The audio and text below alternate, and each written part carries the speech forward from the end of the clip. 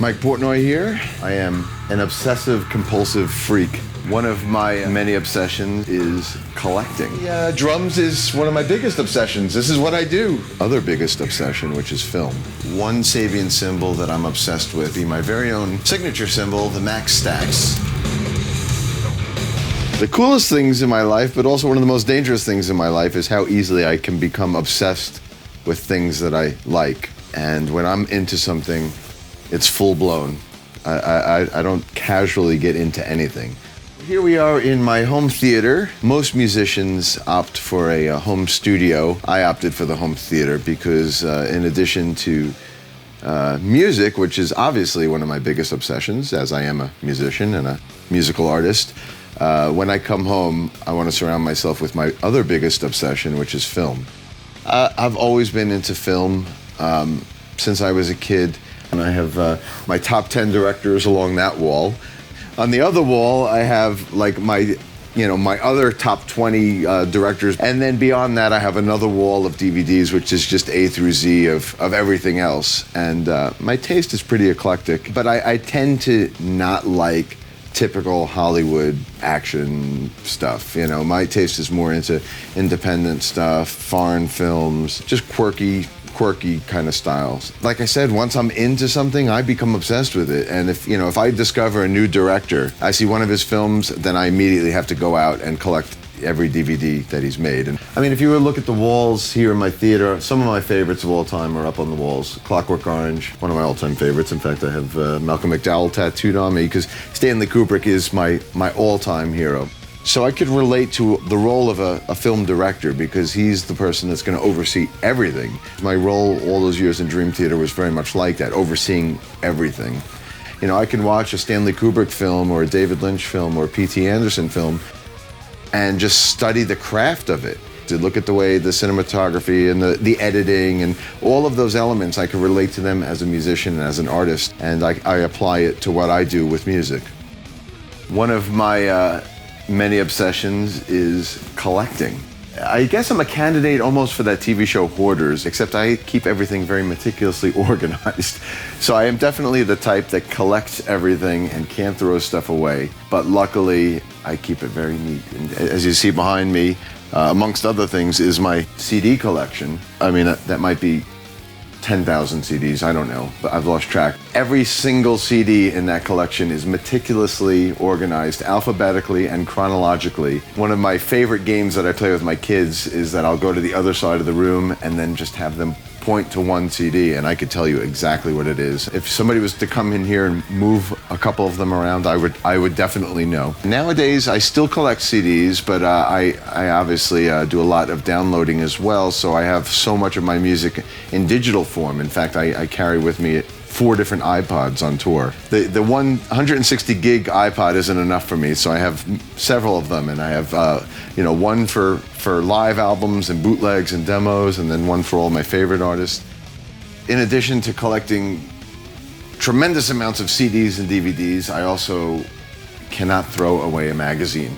Even from when I was a kid, right here, these are all my Modern Drummer magazines, starting from August '79 all the way up to present day. August '93, this was the first time I appeared in Modern Drummer magazine, and that was one of the highlights of my career. And since then, I've been on the cover 3 times. When my kids grow up and they have kids, I could show my grandkids. Remember these days when we had these things called magazines? And this is with your grandpa, first time he was in Modern Drummer magazine. I don't know why I'd suddenly become Southern. Suddenly, just because I'm an old man, I'm gonna have a Southern accent. I don't know why that would happen. But anyway, here are my magazines. Through these doors is the drum room.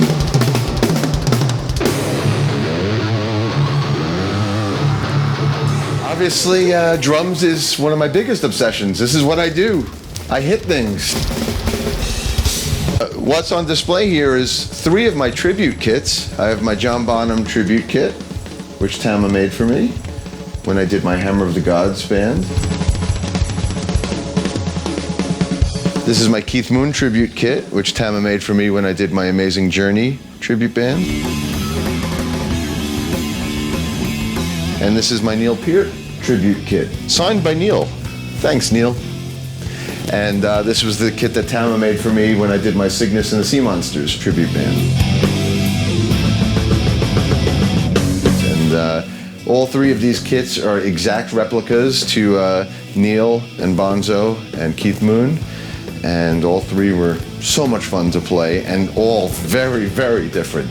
You know, the classic Bonham setup, the completely wacky, untraditional Keith Moon setup, and then of course the classic mammoth Neil Peart setup. So three very different worlds. And then in addition to three of my heroes, I of course have to have one of my own kits back here. So back here is, this was the kit I used on Dream Theater's 6 Degrees and Train of Thought tour. It's the original Siamese Monster, as well as heads from the different bands I've played in through the years. Liquid Tension Experiment, Transatlantic, Avenged Sevenfold. So really this is a real drum heaven or drum hell. Actually, this is like drum purgatory. This is where drums come when they're waiting to find out if they've been good kits or bad kits.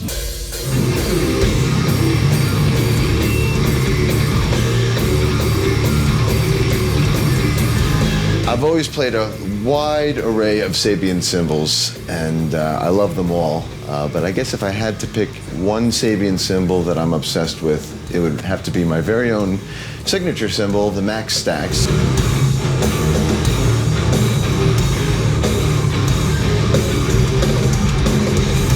This is the low Max Stax, the 12 and 14, and it comes in three. It comes in a low, medium, and a high. But I would say the low, which is the 12 and 14, is probably the one that I utilize in every setting I'm playing in, whether it's, you know, a progressive band or a metal band. It's the one that really cuts through. The first time I heard stacked cymbals was from Terry Bozzio.